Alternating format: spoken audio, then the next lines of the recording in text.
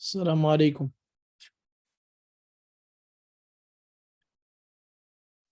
Walaikum assalam. Brother Abdul Fattah, how many students came in Maulana Sharia's last class on Tuesday? I forgot. Well, I forgot. Omar, do you remember? I think there were Assalamu alaikum, Sheikh. I think there were 4 or 5. Not much of a difference than today. Did you guys start at 7:50 or is it okay to start now? No, I think we started at 7:30. So, khair, Yeah, okay. so it should be okay to start now. So we'll start singing today. Maulana Sharia said you guys went up to which page? We started the handbook, the money handbook. What about this? You didn't do nikah? I think we finished that book, Completed the book? if I'm not mistaken. He was saying something like that. So, Yeah, because we started the money handbook. That's yeah, that I'm sure about. And page 17, what he mentioned to me. We got up to the specific goods. Transactions, I was told something like that. We're in Buyur. Yeah, here, transactions. Yeah, that looks right. Yeah. Okay, Bismillah. Who's gonna read? Anyone can read. You guys' choice. I can read. I'm just heading into my house. I'll be there in inshallah 5-10 minutes. When I get in, I can read. But for now, Sure, then because Abdul I'm Fattah, outside, he just can begin. doing on my phone. Yeah. Okay, then Abdul Fattah, you can begin.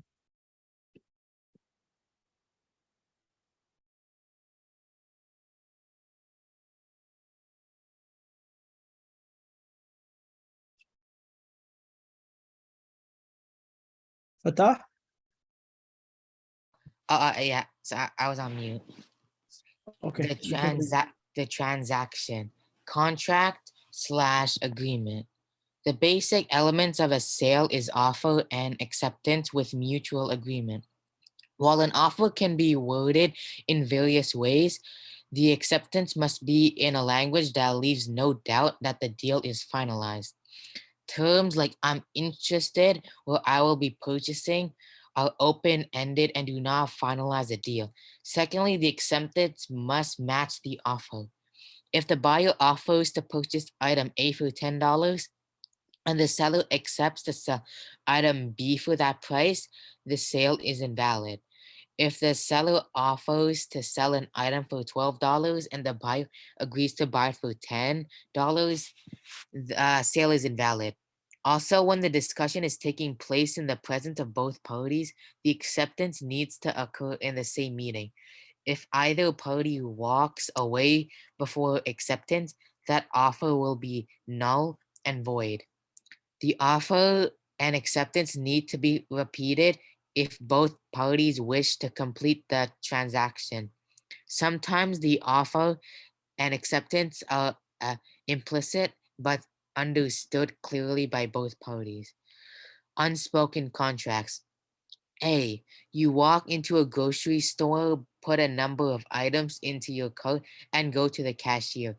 He greets you, scans your items, and places them in a bag. You tap your card on the reader, collect your receipt and bag, and walk away. In this entire process, you did not verbally offer or accept to purchase anything, nor did the store employee verbally offer or accept to sell you the goods. B. A customer asks a butcher for $20 worth of a certain type of meat cut in a certain way. The butcher weighs and slices the meat. The deal is final now, and the customer cannot refuse to accept the meat. Okay. Bismillahir Rahmanir Rahim. Alhamdulillahi Rabbil Alameen wa salatu wassalamu ala Rasulil Kareem. Amma ba'd. First of all, transaction, uqud. Transactions in Islam are taught by us and they are laid out by the rules of Sharia.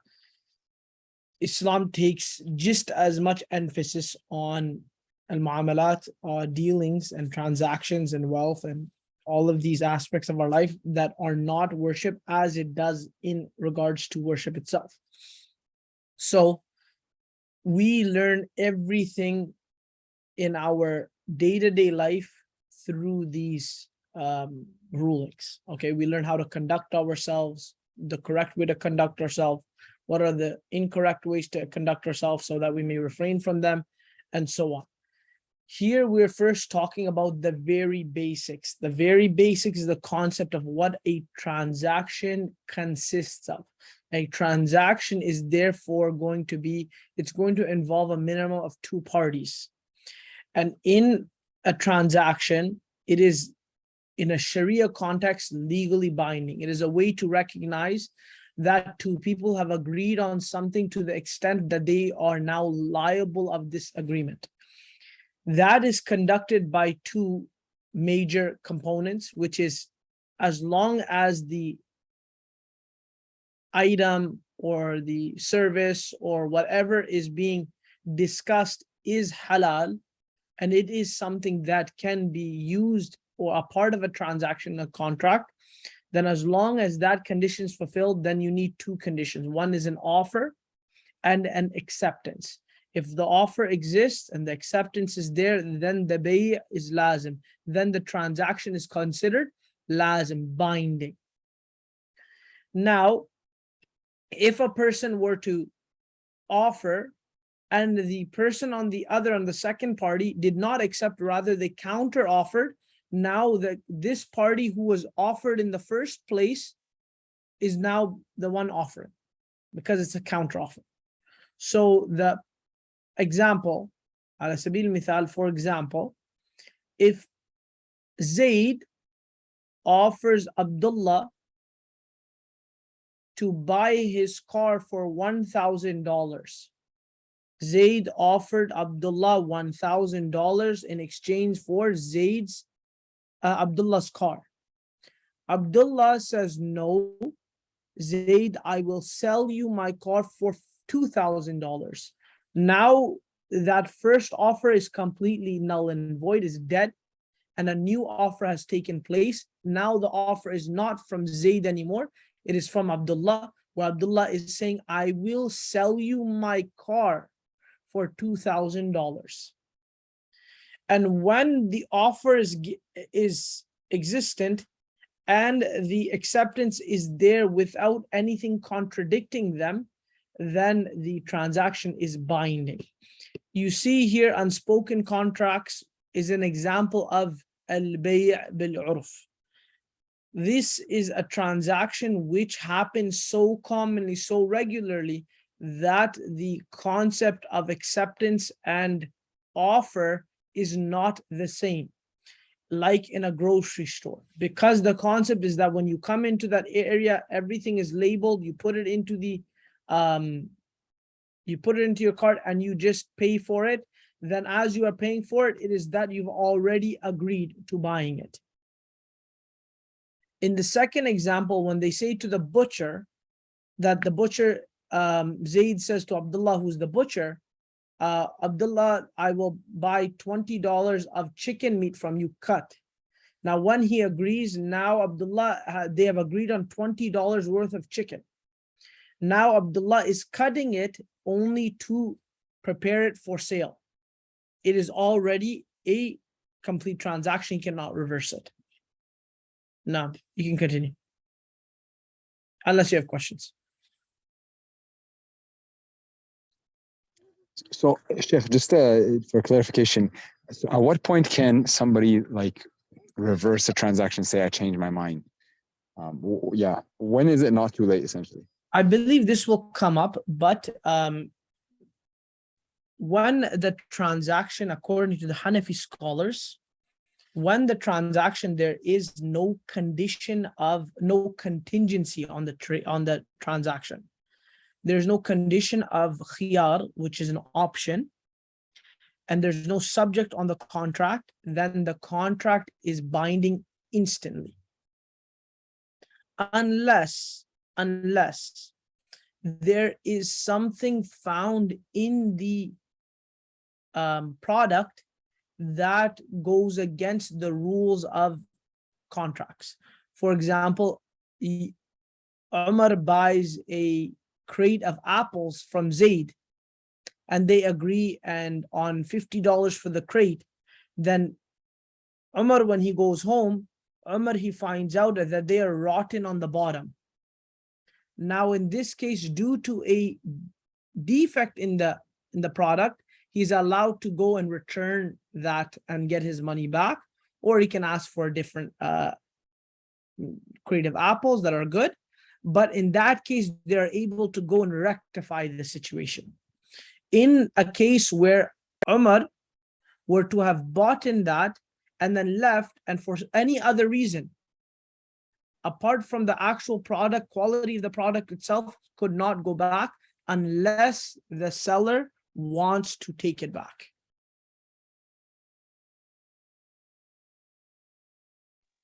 Okay. I understand. Jazakallah khair, Sheikh. No.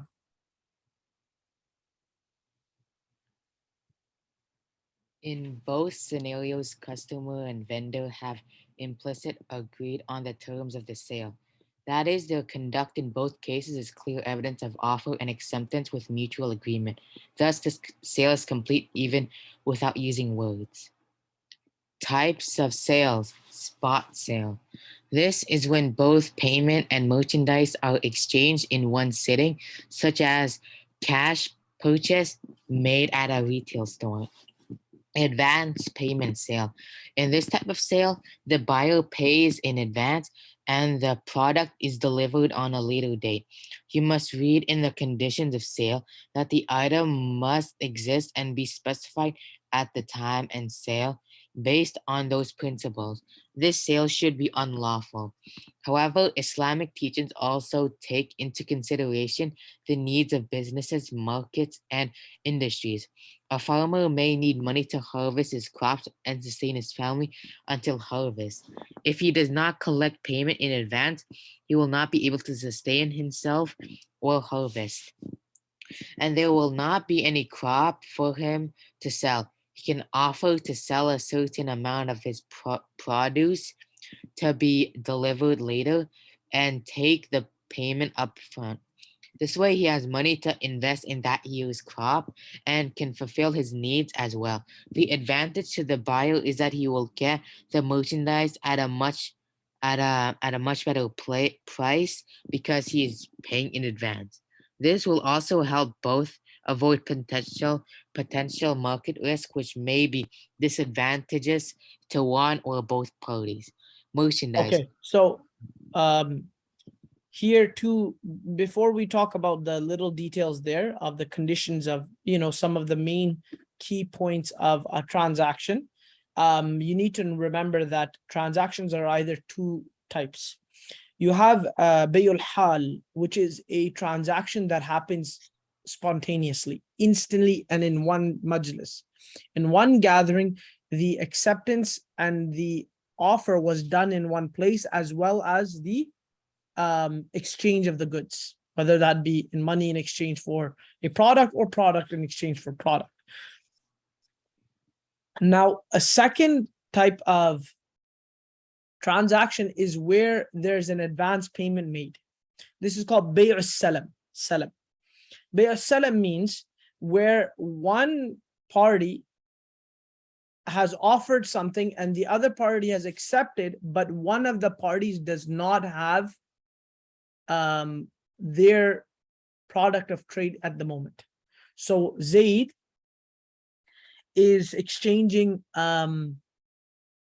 apples for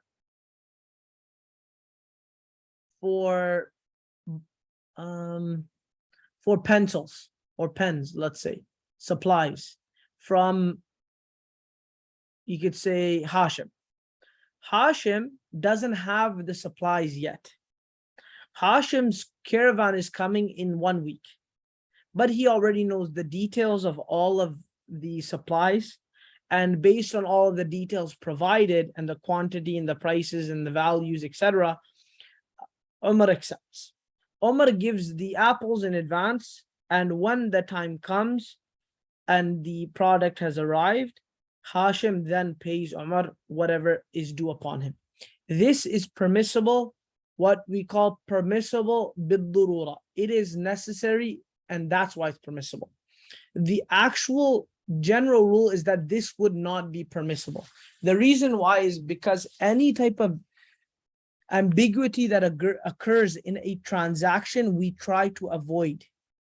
If it is not avoided, then there are possibilities of dispute. We say al-jahalatu tuaddi ila niza. We say that every type of ambiguity can lead towards a conflict. And this is why the asal, the origin concept, the original concept is that this is not allowed. And this is why it's mentioned here that it has been permitted due to need. And there's some rules around it to avoid any more possible conflicts or disputes. Now, Merchandise. This type of sale is only allowed if the following are clearly defined and agreed upon at the time of the sale. Products specs. Depending on the type of merchandise, this may include type, model, make, features, brand, quality. The specs must be defined to the extent that the merchandise becomes distinct from any similar products. 3. The advanced sale is only permitted in homogeneous goods. This means that all the units of that commodity are exactly or almost exactly the same. Items that are sold in weight, volume, or length are homogeneous. Homogeneous goods, take a kilogram's worth of wheat, any type, and look at the grains. You will notice that they all look identical. The many variations in the shape or size of the grains do not affect their value. The same would apply to milk. Each milliliter is similar to the other. In a bault of cloth measured in meters, each meter is identical to others. This rule is also applies to products sold by counting the units. Eggs are an example of this.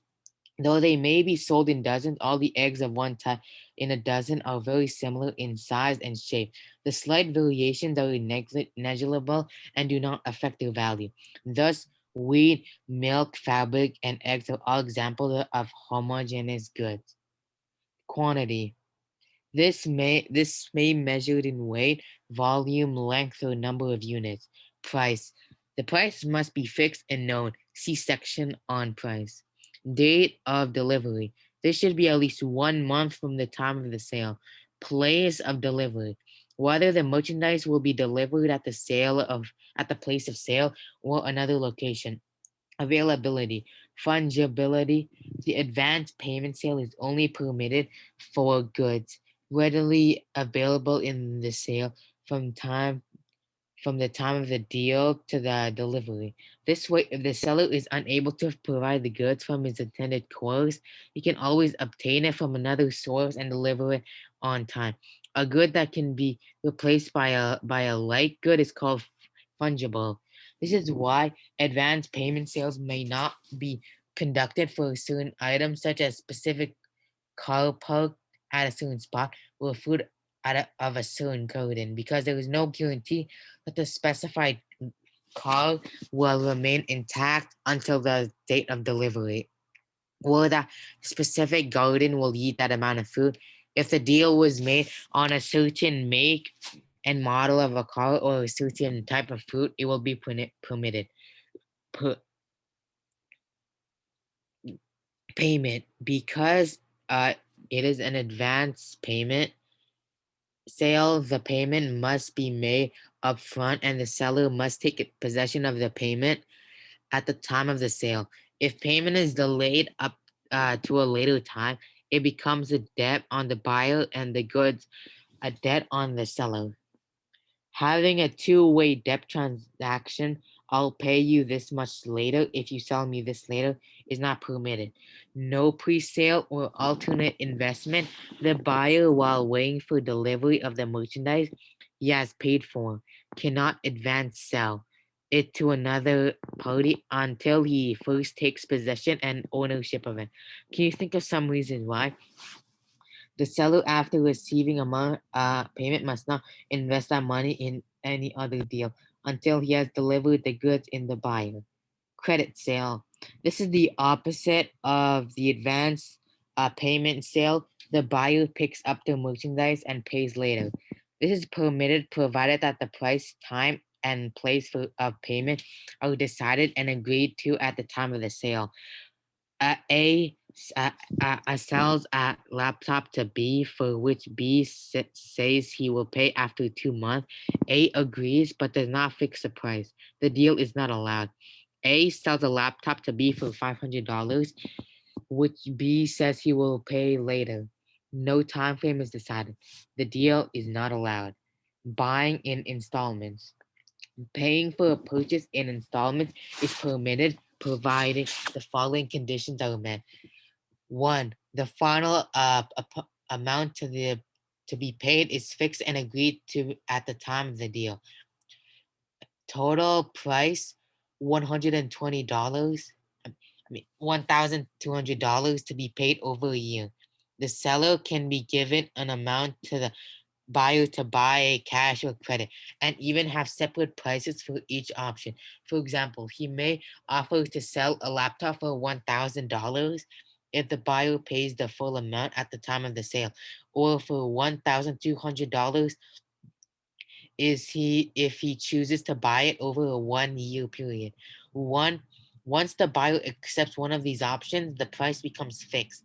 The payment schedule must be set at the time of the deal. 12 monthly payment of $100 starting on January 1st and ending December 1st. The seller may not charge penalty for a delayed or missed payment. Such a penalty is unlawful to take it as it is interest. The seller may not increase the price if the buyer asks for an extension on the payment period. See discussion on credit cards. So this is all quite straightforward, simple. This examples, there's some flexibility. All you need to remember is that if anytime there's credit involved where you're not paying immediately or you're paying only a portion immediately, the terms of how you're going to pay and when you're going to pay need to be clear.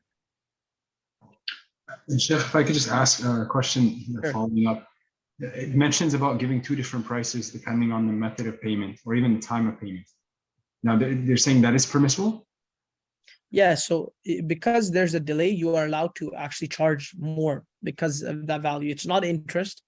Yeah. It's just a, what do you call it? It's an inflated price Yeah. due to not being paid now. Because Okay. as long as there is transfers of ownership Yeah. immediately and the price is set in advance, there's no harm there. So if you're buying a phone from me today and I give you and you give me $1,000, that's okay. But if you're going to buy it from me in a month, or sorry, you're not going to buy it from me, you're going to get it from me today, but you're going to pay me in a month, it's okay. I can sell it to you today for $1,500. And as long as we agree on that and everything's clear, then that's fine. In the world of Sharia finance, this is known as a murabaha. Yeah. Where this is where the banks, they buy and then they sell it to you at a higher price. And since you are paying over time. I see. And in Arab countries, they call it bay' al-taqsit or al-bay' bil-aqsat. Okay. Jazakallah khair. Yeah. No. Sheikh, I also have a quick question about something above. Sure.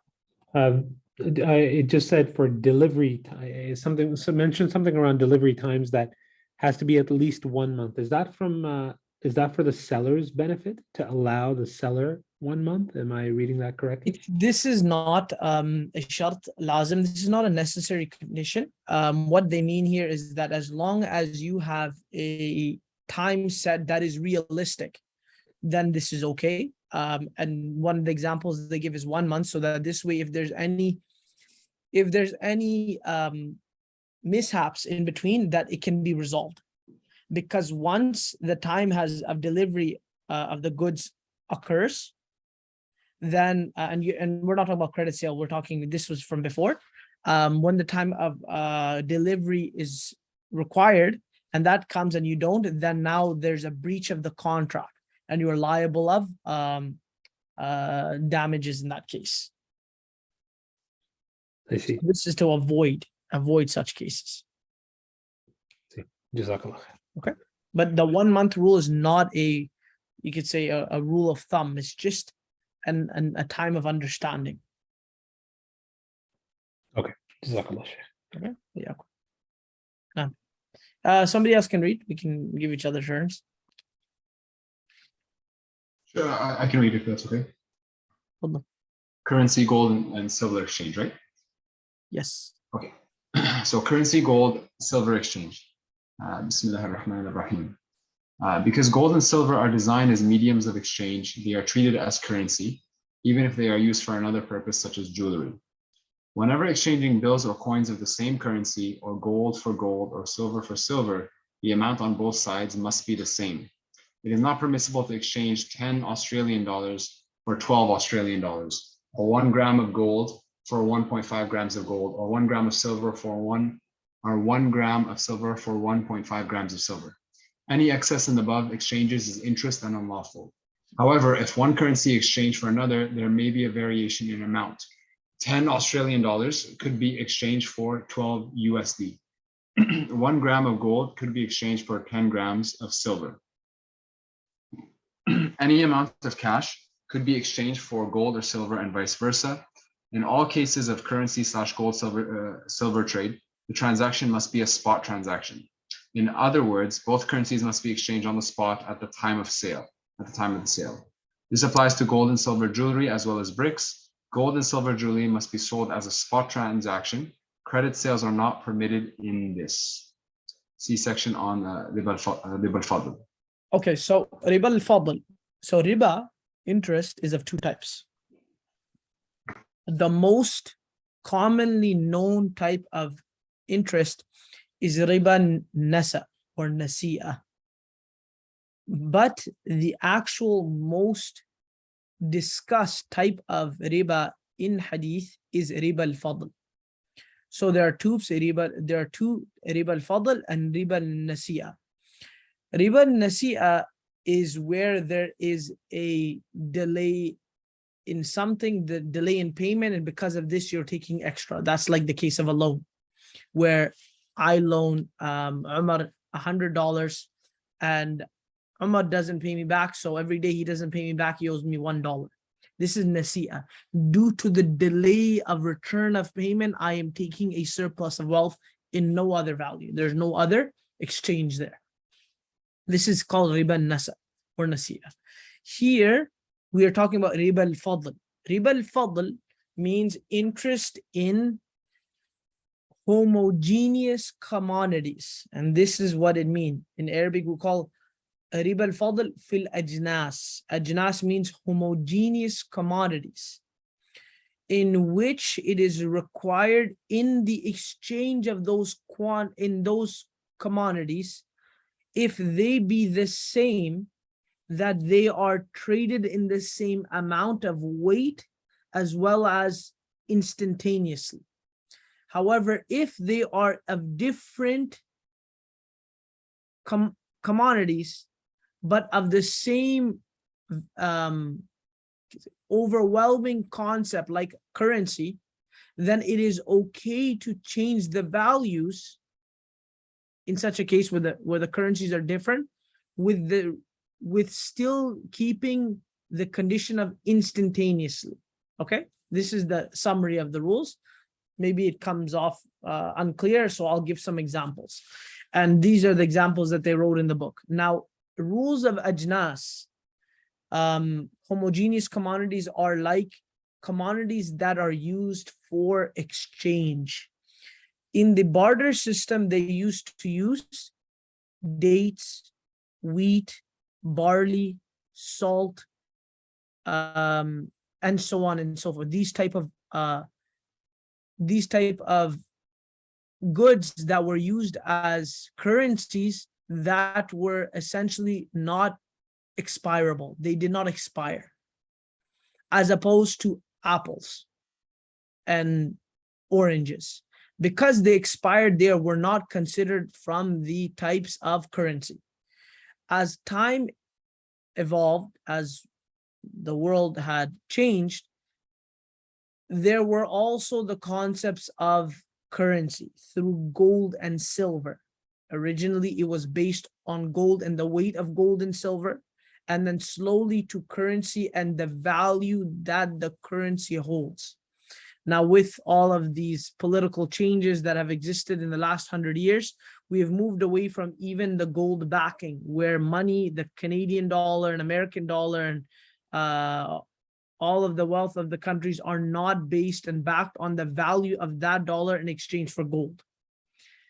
So with those different eras changing, there are rules that encompass them all. And that is when there is such an item, like in the past when it would be dates and salt and barley and wheat, and like in the middle where it was weight of gold and silver and dirhams and dinar, all based on the weight of gold and silver. And whether it is today, whether it's Canadian dollar for American or American for Australian, they all follow the same rules. And that is that when they are in exchange for each other, that means in the past, if it had been dates for dates, or in the middle with dinar for dinar or gold for gold, or today for Canadian, then the rule has to follow two conditions, otherwise it is haram. And that is when they are the same, they must have the same value and weight. So 1 Canadian for 1 Canadian, 1 gram of gold for 1 gram of gold, 1 date for 1 date, regardless of if the date was different or if the gold is different or all of these things. We do not care about the jud, we do not care about the quality of it. It's the weight and value. So they must remain the same, as well as they must be traded both ends instantly. There is no possible situation where it is permissible to exchange currency in which there is a delay in ownership on both ends. Second is when there is the same change of currency, but they are not the same. Meaning they are within currency, but not the exact same type of currency. So Canadian for USD, gold for silver, or dates for barley.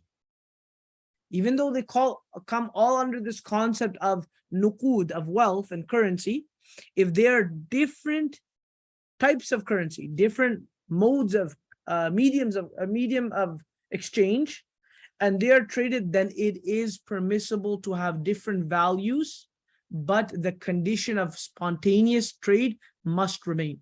So you can change 1 Canadian for 2 USD, but it must be done today, instantly, on both ends. The same with 1 gram of gold for 10 grams of silver, but instantly. And the same with dates, 10 dates for 2 kgs of, or 1 kg of wheat, but instantly. This is why some methods of transaction that exist today are not permissible. I wrote a dissertation on about a year and a half, 2 years ago. I wrote a dissertation on Forex trading. So some mediums of exchange on the internet, etc., due to delays, etc., they can contradict the rules of sarf, the rules of currency exchange. And this is why sometimes a person needs to be extremely careful. They may think it'd be harmless, but it could be easily engaging in riba. Any questions? So you mentioned about dates. So even if somebody has like a premium date like ajwa, and they can't, so ajwa and basically like sukkari would be equivalent, the exact same, if you're trading dates. In weight, yes. If you're trading date for date, yes, correct. Oh, okay, but you can't. This is why in the hadith we are taught some rules of Islamic finance based on the ahadith. Yes. During Khaybar, the Prophet ﷺ saw the people trading dates for dates. And like you mentioned, some of higher quality like ajwa for sukkari or madul or something else. they exchange a lower weight of the high value date, for example, 1 kg of ajwa for maybe 5 kgs of sukkari. Okay. And because when you look at the values, 1 kg of ajwa may be worth $20. 5 kgs of sukkari is $20. Yeah. So they exchanged like this based on the values. Nabi sallallahu alaihi wasallam did not permit this. Yeah. When he saw them doing it, he told them that change the transaction. And instead, the person who was selling the ajwa, sell it for dirhams, 20 dirhams. And then when you get the 20 dirhams, then buy with the 20 dirhams the sukkari. So change the means essentially. What we call change the bay'ah. Yeah. Change the hay'ah, the actual method of transaction. You can have the return. The concept at the end may be the same. There's no harm in this. It is not the nata'ij that Sharia is concerned about. It is the wasa'il. It is the methods. So if you gain $10 haram and $10 halal, it doesn't justify that it's the same amount in one case and the other. Sharia is concerned about how that money or that product was produced. If it came and it was it emerged from haram, then it is haram. And if it emerges from halal, then it is halal, regardless of the quantifiable outcome. All right. Yes. Jazakallah. I have a question, Sheikh, if it's okay. Sure. So, something I think relevant in this, or maybe we're past it, maybe we're not, during the start of the COVID pandemic, a lot of products, were low on stock or out of stock. So the concept of price gouging started, right? And although the products may have been available directly through the supplier, right, but with long wait times, people who had gotten their hands on a number of a certain product A were selling it for many folds. Is there, Yep. what would you say about that? What would that fall under? For the general rules that you're referring to, this is called okay, first of all, the Prophet ﷺ, he did forbid from janab and jalab and certain things where people would, in the Arabian time, they would go out, and when the caravans would come close to the city, people would go outside of the city before and meet the caravans before they enter the city and buy everything. And then once they had everything, well, people need it. So they were able to manipulate the costs, the values. The Prophet ﷺ, he forbid from doing this.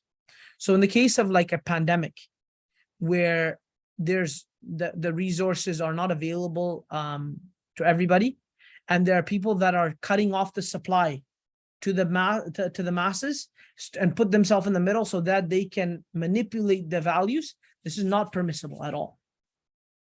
At all, not permissible. Do we say that the person who's doing this is doing sinful haram? Yes. But the person who is essentially, they're now forced to buy from them because they have no option, right? Now, if they're buying it at inflated prices of 3 times, 4 times the price, they're not sinful for this because their transaction is valid. It is the method of transaction that this person is trying to gain, to istighlal, to take advantage through. This is not permissible. So ethically and Islamically, it's not permissible to do that. But if somebody finds himself that they cannot avoid purchasing such items and they have to buy it at that cost, and this is the situation, then it is not impermissible for them to buy. Right. Yeah, because it came to mind because you mentioned, so a person would think that they're just doing some, it's an innocent transaction or innocent way. Like okay, the market is pretty high, for example. I think this may or may not be something many would relate to, like how gyms were closed. So gym equipment was, like it was out of stock. People started businesses, trying to acquire as much gym equipment as they could, and they would sell, the weight per pound of dumbbell had gone up to 3-4 times, I right? remember. I remember I go to the that- gym, so I remember that. exactly. So that's what came to mind because, you know, I'm aware of people who engaged in that. So, you know, it just came to mind if like one There's sees no an harm for the opportunity person purchasing.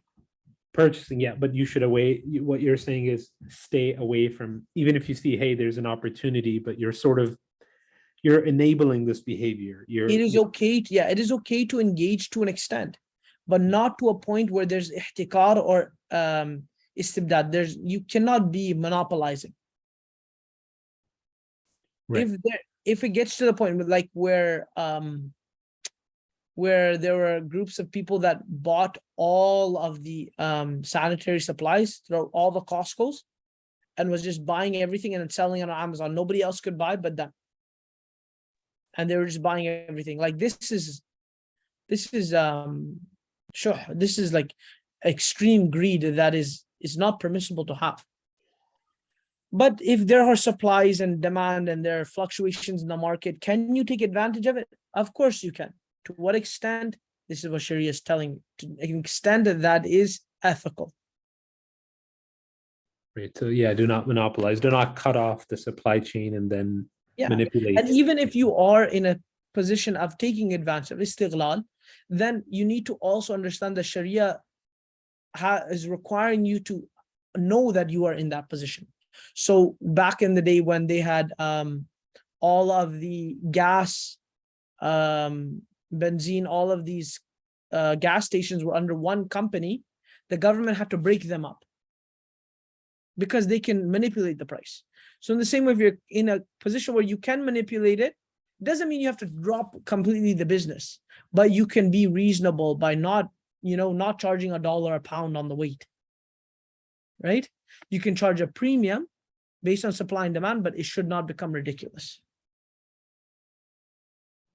So in a nutshell, Sharia does put limits on not necessarily profit, but in terms of like how much you can charge for an item. Is that correct? No. It has nothing to do with the value of the item. It has to do with the effect of the value on the item on the masses. Okay. If that effect does not take place, then it is totally fine to, You charge whatever you want. yes. Okay. Okay. That makes sense. Jazakallah khair. No. Okay, so should I continue from Yes. withdrawal, return option? Options. Go from options. Options, yes, right. Sorry, in case I'm asked to read, I'm just going to step away to pray Maghrib, inshallah. What's Maghrib time already? Yeah, Calgary.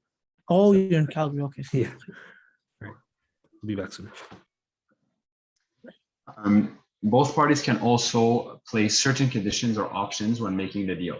However, the option clause must be stated and agreed upon before the deal is finalized. In other words, they must be a part of the contract to be valid. Withdrawal/return option. Either party may keep an option to withdraw from the sale up to a certain time period. The party that has kept this option can exercise it within that time. If the seller keeps this option, it means he may cancel the sale and take back the merchandise within the agreed time. If the buyer has asked for the option, it means he has the right to return the property and have his payment fully refunded. If the merchandise is damaged within the set period, the buyer must replace it or pay its full value. Here are the rules for this option. Sorry, Sheikh, if you could just scroll down. Jazakallah. Sure. Yeah, it must be placed before the deal is complete. The other party must be a witness to it. A time limit must be set for the option prior to concluding the sale. There is no maximum period for this option. It is subject to agreement of both parties. It is necessary to inform the other party when deciding to exercise the option. It is not permissible to use it without giving notice. The option ends when the period is complete. The buyer uses the merchandise in the event that he has placed the option. The party keeping the option expresses that they no longer want the option or that the sale is final and binding. If the seller has placed the option, he remains owner of the merchandise as long as the option is valid. And then if the buyer has kept the option, his ownership is conditional and not complete as long as the option is valid. This is all straight. This is what you were referring to. You're asking about condition of return, etc. These Yeah. are called khiyarat. You're putting an option in the transaction. In real estate, they call it subjects. Yeah. It's just contingent conditions to the transaction. Now, where it's not specified, what's the default ruling? Then it is just lazim. It's just a clear transaction, and nobody can back out unless there's a defect. Yeah. And that by lazim, you mean like at the point after the service and the good has been exchanged, essentially, or not necessarily exchanged, but in a spot transaction, for example, after they've been exchanged. Yeah. Yeah, but let's say, for example, you go to right before you go buy something, you say, sorry, I'm no longer interested, even though you kind of told the person I will buy it. Is that permissible? If you're saying, that's why we said at the beginning that the wording needs to be definitive. Yes. If it's like you're still thinking about it, then yeah, you can still back out last minute. So for example, you find something on Facebook Marketplace and you contact the seller, and then they say, okay, I'll pick it up on Sunday, for example, and then they agree to hold it for you, which is a common practice. Then let's say, Saturday night you message them, sorry, I'm no longer interested. What's like, is that okay? I mean, you tell them I will pick it up on because Sunday. In this case is different. You haven't actually seen it. So in most kind of transaction like this, you are buying it, but you're buying it with this common theme of khiyar or ru'ya, or condition of seeing. Yeah. If that is the understanding, then there's no harm in backing out. But if it is like, no, I want it 100%, and you made it clear that you're not backing out, and then you choose to back out, then no, you can't do that. Yeah, but the default is you could still back out, like in that case. It would depend on what kind of item it is and how the discussion is really. Yeah. But if something is said definitively, then you basically have agreed to it. Correct. But if it's kind of like, okay, like I'll think about it, or I'll come see it, or I'll pick, even if you say I'll pick it up, right? Because then you're under the assumption that you're going to look at it and then decide, right? Yeah. Yeah, then you can still back out. Correct. Yeah. Okay. Jazakallah khair. Okay, so false advertisement / description option. A vendor sells merchandise claiming it has a certain desirable feature. The buyer purchases it because of this feature. It is later proven that the item does not have that feature. The seller now has the option of either canceling the sale or accepting the item for the set price. Okay, the buyer person. Oh, you mean does that mean the buyer now has the option of canceling the sale? Or the buyer, yes. The buyer, okay. So for example, a farmer sells a cow with the description that it gives milk. When the buyer takes it home, he discovers that no longer gives milk. The buyer can now use the misdescription option. They used to do this back in the day, where they would gather the milk of the cow in the udder for maybe 3 or 4 days, so that it looked like it gave so much milk. Oh, okay. And then it would be a defect. Yeah, this is what this is kind of referenced to. Yeah. So a car dealer sells a vehicle claiming it has a GPS navigation system. The customer discovers after buying it that the car does not actually have the feature. He will be awarded this option. That means he can use this option and basically cancel the sale or accept the item for a different price, essentially. Is that correct? Mm-hmm. Yeah.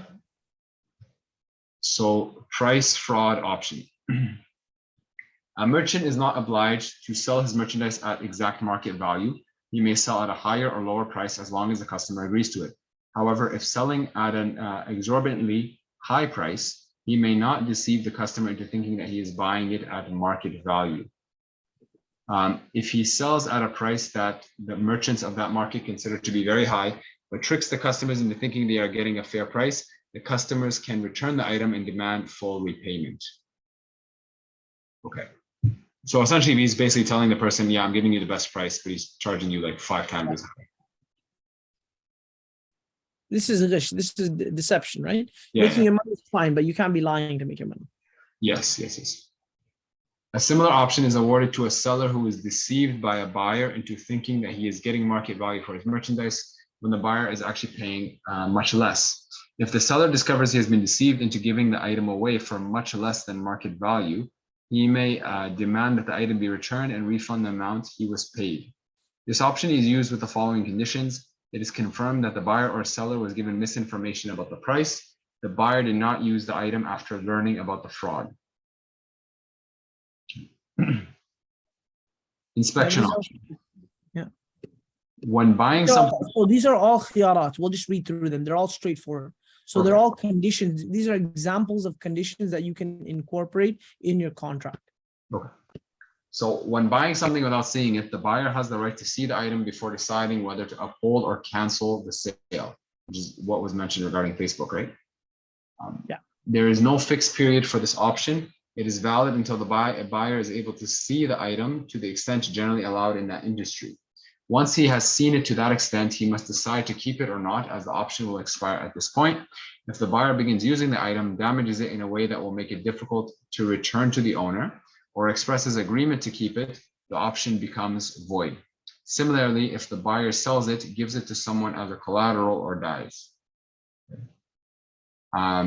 This option is not awarded to a seller who sells an item without first seeing it.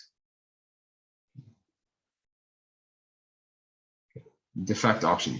It is the seller's duty to ensure there is no defect in the merchandise. If there is an existing defect, it is his duty to disclose it to the buyer. One who sells defective merchandise without disclosing the defect is sinful. And then, is there something higher than the conditions, or should I just continue from there? Okay. You can read the hadith.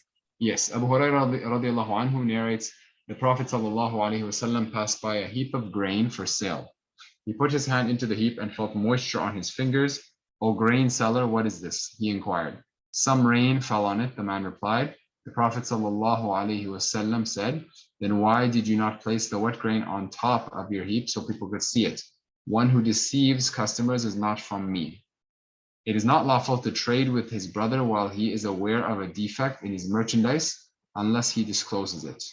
It is not lawful to trade with his brother while he is aware of a defect in his merchandise unless he discloses it. And see the section on ethics of trade for more detail. Conditions. Here are the conditions of using this option. The defect existed at the time of purchase and does not occur after. If the defect occurred after the buyer took possession of the merchandise, he cannot use this option. The seller did not disclose it at the time of sale or possession of the merchandise. If the seller disclosed the defect and the buyer agreed to buy it with the defect anyways, he cannot return it because of that same defect. The sale was not an as-is sale, where the seller clearly stated that he is not responsible for any defects, and it is the buyer's duty to inspect and decide if he wants it. The defect cannot easily be removed. If the defect can easily be rectified, the seller will repair it and give it back to the buyer, and he will have to accept it. The buyer did not cause a defect of his own that makes it impossible for the seller to take it back. If the buyer caused another defect up to the merchandise due to which the seller cannot take it back, this option expires. The buyer did not express agreement to the sale while knowing of the defect. Similarly to 2.1, the buyer discovered the defect or flaw on his own and did not express disapproval, he cannot use this option. Once the buyer takes possession of the item, sorry, I can't see below that. Once the buyer takes possession of this item, now it's too low, sorry. Once the buyer takes possession of the item, this option can only be exercised with the seller's consent or a court decision. If he uses the option before taking possession of the item, the seller's consent is not required.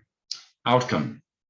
When using the defect option, the buyer is not entitled to compensation in lieu of the defect, nor can he demand a reduction in price. The existing sale agreement requires him to either take the merchandise at the agreed price, notwithstanding the defect, or return it. However, if the seller voluntarily compensates the buyer or offers a reduction in the previously agreed price, he may. There is no fixed period for this option. Rather, it is subject to the defect being discovered and it being established that the defect existed at the time of the sale. If the buyer takes the item back to the seller and he takes it back and refunds the price, the item is now at his risk. If the item is damaged after this point, it will be the liability of the seller. However, if the seller did not refund the payment and the buyer left the merchandise with him, this will not be considered a return. If there is disagreement amongst merchant whether to consider something as a defect or not, it will not be considered a defect. What does that mean? If the server, There's disagreement among merchants whether it's condition. yeah, so that means what that means is like if in the market, some people consider a defect, but others are totally fine with that. So you can't just make that claim. Oh, okay. I see. Okay. If one buyer mentions that there may be a defect in the merchandise, but does not specify one, does or does not? Does specify one, the buyer may, upon discovering it, use this option. Disagreement.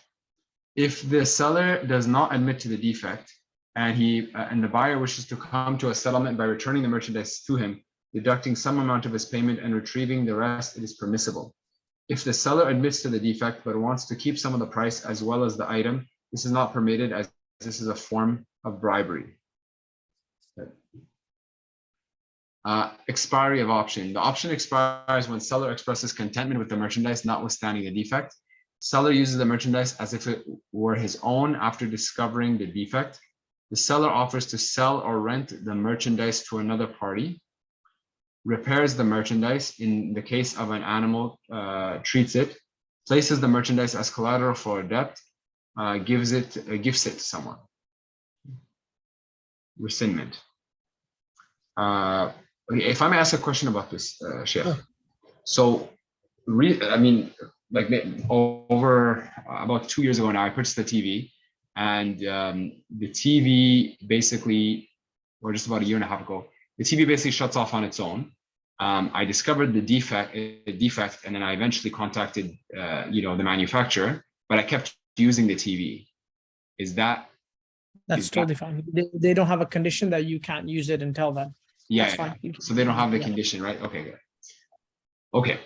So it's a warranty condition of theirs. It's a warranty. Yeah. Okay. Rescindment.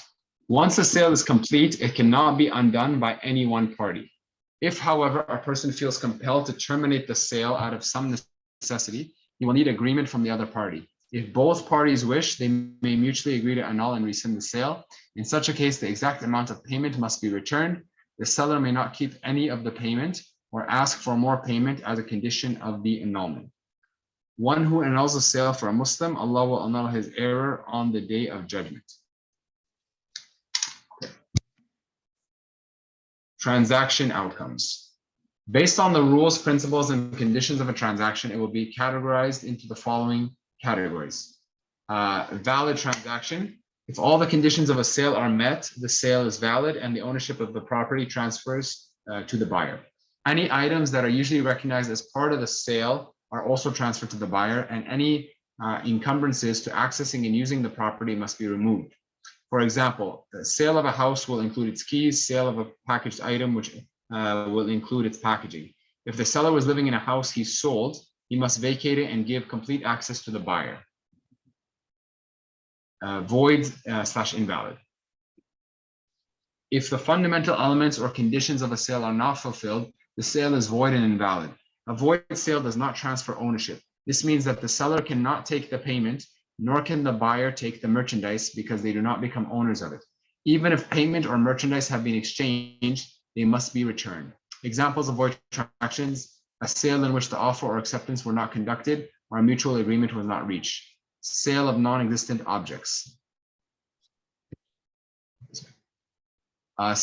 Sale of non-deliverable objects, sale of non-deliverable objects, sale of a liability or debt, a sale of haram, unlawful commodities, the sale of an insane person, sale of stolen property. Because the seller does not have a right to claim payment in a void sale, it is unlawful for him to keep it. It is similarly unlawful for the buyer to keep the merchandise. Defective transaction. This is a sale having an element that will lead to dispute. Dispute arises when an important precondition is not fulfilled or a problematic condition is placed in the sale. Unfulfilled conditions. Merchandise was not clearly defined or specified. Selling one of 4 vehicles, not specifying the brand or specs of an item.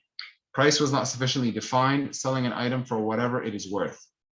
Date or period of payment or delivery was not sufficiently specified.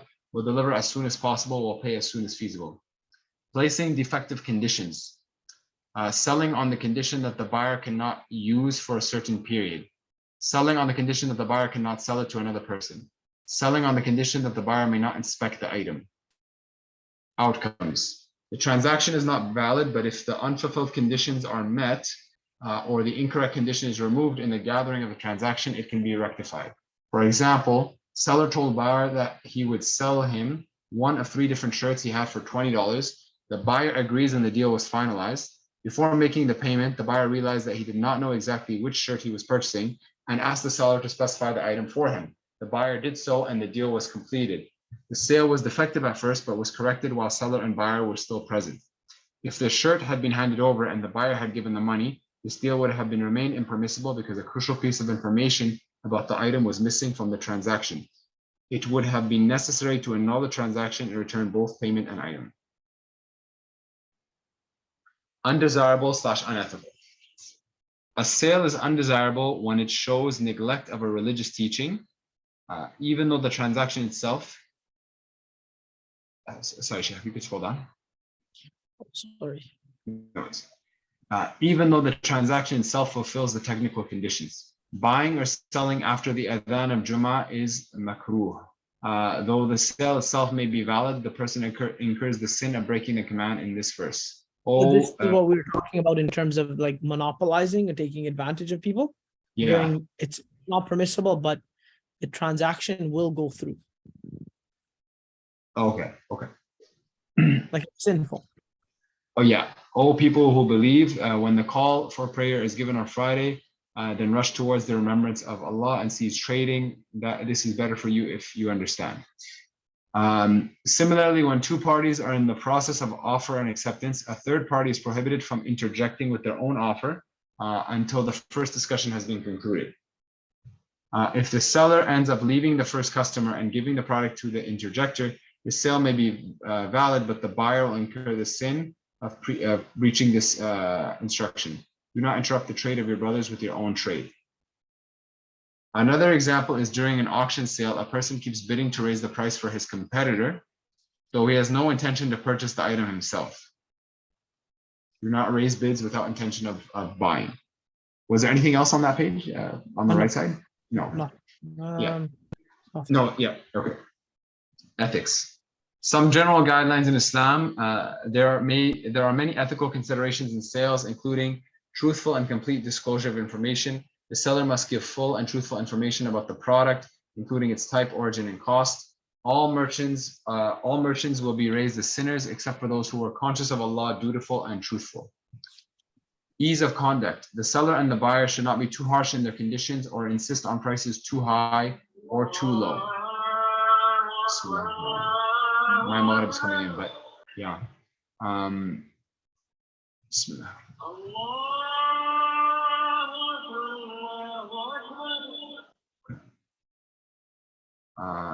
Abstinence from hoarding.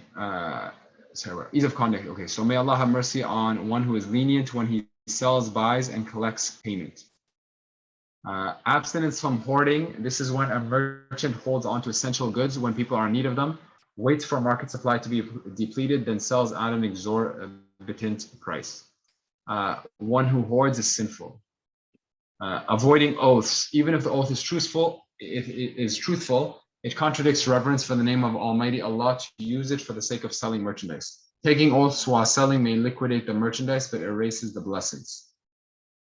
Frequent paying of charity. It is recommended that a merchant pays charity, often to atone for any swearing, dishonesty, concealment of details, poor conduct, undue profit. All merchants' oaths and lies appear while conducting business, so mix your trade with charity. Is there anything on the top right here? Just one. Yeah, documentation and witnessing of all debts. It is desirable that all contracts and loans be written and that witnesses sign for all delayed sales and debts as Allah has prescribed in the Quran. rent, lease. Are we going to continue this or? Yeah, we'll read this part and then we'll leave the rest for Tuesday. Okay, inshallah. When a sales contract involves buying an actual item or thing, while a sales contract involves buying an actual item or thing, a rental contract involves paying for the use or benefit of something such as space, transport, or utility. When you rent a car, you are paying for its usufruct. Usufruct means the usage. Oh, that's I've never seen that word before. Which involves we say in Arabic manfa'a. Manfa, yeah. Benefit. Okay. Yeah, benefit. Okay. Which involves the transport, luxury, and any other benefits it may have. When someone buys the usage of something for a certain period of time, we say they have bought its manfa'a, its benefit, usufruct, or in simple terms, rented it. In a rental contract, the person renting out the item, the lessor, is similar to the seller in a sales contract, and the one renting, leasee, is like the buyer. The usufruct is like the commodity being sold. Therefore, it is necessary that the usufruct exists, be specified, deliverable, lawful, and its time in terms of usage be designated. In a sale, the seller hands the merchandise over and transfers ownership to the seller. In a rental agreement, the lessor keeps ownership of the item and only transfers the usufruct to the leasee. In a sale, the seller is not responsible for defects occurring after a buyer takes possession of it. In a rent or leasee, however, if the item becomes defective without any fault of the leasee may cancel the rental agreement. If someone rents a vehicle and it breaks down, the renter may cancel the rental. It is permissible to defer both the usage and payment to the future and a rental agreement. For example, leasee and lessor can agree that the leasee will rent such apartment from the lessor in such month for a rent of so many dollars. This contract becomes binding, though nothing has been exchanged yet, and neither party can unilaterally withdraw from this agreement. Sorry, Sheikh, if you scroll down. Yeah. A good that is consumed as it is used, such as water, food, fuel, may not be leased. Okay. Usufruct may be used as payment for rent, provided it is different from what was rented. Someone may rent their apartment to a tenant and accept garden work as a rental fee. The rental agreement is binding unless such a situation arises, which does not allow the leasee to utilize the usufruct. If someone rented a hall for a wedding and then the wedding was canceled or postponed, the renter could cancel the agreement from his side. The time period for a rent must be specified. It is not permitted to have an open-ended rental arrangement with no specified term. The leasee is liable for any damage to the rented property arising from his negligence. This includes using it for a purpose other than that determined in the lease agreement. Someone rents a truck for transporting goods. The truck has a load limit of 1 ton, and this is stated in the agreement. The renter loads 1.5 tons of goods on the truck, resulting in damage to it. The rental is liable to pay for this damage. Similarly, if a vehicle designed and leased for transporting people is used for the transport of chemicals, the renter is responsible for the damage. In all these cases, the lessor may void the agreement. This option, the option used in sales may also be used in rental agreement. If I may ask a question about this section, Sheikh. Sure. Can you talk about wear and tear? I think the Sharia obviously recognizes wear and tear to some extent, but like we're talking about, you know, you rent an apartment for years and then there's like scratches on the wall, paint gets chipped, you know, things like that, but nothing like, it's not like there's a major hole in the wall. Sure. What is the question though? Basically, to like, number one, to confirm, like, to what extent does Sharia recognize wear and tear when it comes to rentals? Sharia in a rental only recognizes that which is written in the contract or that which is done maliciously. Sorry. So that which is done maliciously, of course, yeah, somebody like punches the wall, for example. Yeah. Otherwise, the wear and tear responsibility falls on the owner. On the owner. It's just part of using the product. Correct. Okay. And wear and tear is that determined by urf? Yes. Yeah. Exactly. Okay. Jazakallah khair. Did you finish the part or did you stop in between? No, I think I finished the whole page. The option used in these sales, yeah. Okay, khair, let's just leave this part till next class because then we should be done. We have 11 pages. We finished about 13, 14 today. Yeah, so next Tuesday we'll be done. Inshallah. Sounds good. Then after that, I've been told that you guys will start your revision. Okay. May I ask a question? Of course. Stage. Yeah. So it was further. It was regarding transactions when when two people are discussing a transaction, a third may not interject. I just wanted to clarify that point again. I'm not sure I understood that 100%. It was a third. So what that means, that means is that if me and you are buying and we're discussing the sale of an item, all right, me and you, you want to sell your phone to me and I want to buy it from you. If Umar hears about it or sees us, he cannot engage in that conversation. It is not a bid. He cannot come in and say, oh, okay, he's offering you 1,000, I'll give you 1,500. See, so okay, so that's what I did. That's what I kind of understood from it, and I was wondering how we could tie that to, how a lot of transactions are done nowadays. So, on whether on Kijiji or Facebook Market, whatever it is. Those type of transactions are like, for example, on eBay, it's open for bidding. Yeah. But if if somebody has already started discussing with somebody, and you find out about it and you're involving yourself only for the purpose of overbidding or bidding more than them, this is not permissible unless it's an open auction. Okay, But in Kijiji in Kijiji, Craigslist, people are putting up an item that they want sold. They're taking offers. Anybody gives them an offer, they can accept whichever offer they want. It's not the same. Right, oh, sorry, Sheikh, go ahead. It's about when people are essentially interfering in your offer. Okay, but if the seller tells you, hey, you know what, it's on hold, I already have someone paying me this amount, so they volunteered that information, would it be okay at that stage to say, hey, look, I'll pay you this much more if you give it to me right now? Not allowed. So okay, so that would qualified under that impermissibility. Correct. That would fall under tajashum. Okay, so right, that's also not permissible. So if someone tells you, hey, look, I've reserved it for someone, that's it. Back away. Don't say I'll give you another amount at this stage. Okay, Jazakallah, that definitely clarifies it. Another question I have in terms of, work that, so I think it'd be best if I can put it into an example. Let's say renovation and contract work. So a lot, it happens more often than it should when you hire contractors. They quote you a price to fix something, and then once the work starts, they may start adding on things, and it could get out of hand. So in a case like that, when you had an agreement, and you may even have a contract, but certain things that they're trying to add on are not necessarily in the contract. What does Sharia say in terms of paying them? That's a service transaction, okay?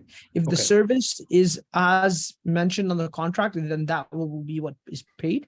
If there are changes to that, then those things are also up for discussion. Okay, so for example, they say, okay, well, yeah, we can, to a lay person, to someone who doesn't know anything about construction, say, well, you know what, I don't see a problem. But they start telling you that, you know what, in order to do this, we thought it was this, but now in order to continue the work, we have to change this and another piece around it, this and that. So if they continue in that manner. This is why in contracts, in construction, specifically in renovations, contracts are very important. This is why the government has builders liens and all of those things in place, is so that we can protect ourselves as well as protect, like investors can protect themselves as well as the people that are doing the actual construction work. The contract should detail what this is including, and if there are changes required, then that is a separate add-on. You could get that outsourced by somebody else, or you could get it done within that price. And this is why you should have an umbrella amount, that for the framing, for example, all of the framing will be included in this amount. So they're bound to hold to that amount. If cost of lumber, something goes up, then you can maybe rediscuss that. But as the contract states, they are required in law. If they were not to complete their job, then they would have to, they would be required to do it, right? Yeah. So you could go after them. They can't just leave the job. If they leave it, you could sue them. Right, which is actually one of the example in a case. Well, this is not me directly, but the person in this case, they weren't paid yet, but they volunteered to leave. They said, "Hey, look, you can find somebody else to do this." So, but that wasn't really ideal either for the buyer in this case, because it was a custom job, and it would cost a lot more to find somebody else. But in this case, the worker themselves volunteered to say, "Look, there's a lot more work. I'm not going to take the money. I'm out." But yeah, I guess, yeah, you're right. Ultimately, even that goes back to the case that contract. you're mentioning, that is called ibtal al-aqd. They are trying to break the contract. Yeah. Now you also need to agree to letting them go. Okay. You understand? So if they don't do it, they are liable. You could go to court. Yeah. Even though it seems like a tedious thing, and it probably is, but they are liable of completing the job which they signed for. Got it. So ultimately, yeah. So contracts. So Right. try to make them as specific as possible. And okay. Exactly. Jazakallah, Sheikh. Yeah. Any other questions you guys have of this? When you review it, you can ask inshallah next class as well. Okay. Yes. If I could ask a quick question, if that's okay. Might Sure. be pretty. The one thing I've noticed, and sadly, I'm going to just say this very bluntly. Alhamdulillah, when it comes to the West, generally speaking, people respect queues, they respect waiting in line, they respect lineups. Sometimes we don't see that amongst some Muslims. I know this is not directly a transaction, but just when it comes to people like budging in line and just you're waiting in line and somebody comes in, what's it like? What does the Sharia say about this? It is a lack of self-discipline. Yeah. So, and would you say it's also poor adab as well? Of course, it's a lack of adab and a lack of sabr. People fear that if they don't fall in the same, they're going to not accomplish things. So a very common thing in all Muslim countries, especially not even Muslim countries. Honestly, all third world countries have this issue. It's not a Muslim country problem, and I hear that from a lot of people. And I just came back from Egypt last month, so it's the same thing. It's the same everywhere, but it's not a Muslim problem. It is a governance problem. It is a security problem. It is a employment issue. It is a country issue. It's an economic issue. So obviously it's something that should be avoided if possible. Muslims, as Muslims, we should have adab, we should have all of these things, but it should be we should get this stigma out of our mind, or this kind of complex out of our mind that it's not a Muslim issue. Yeah.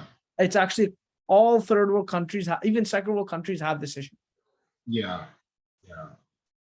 SubhanAllah. No, Jazakallah khair. Yeah, just some of the things I've seen, it just kind of it's common in every Middle Eastern country, but it's common in every African country, every South American country as well. Yeah. Okay. No, makes sense. Jazakallah khair, Sheikh. Okay, inshallah. See you guys on Tuesday. Assalamu alaikum wa rahmatullahi. Wa alaikum assalam wa rahmatullahi wa barakatuh.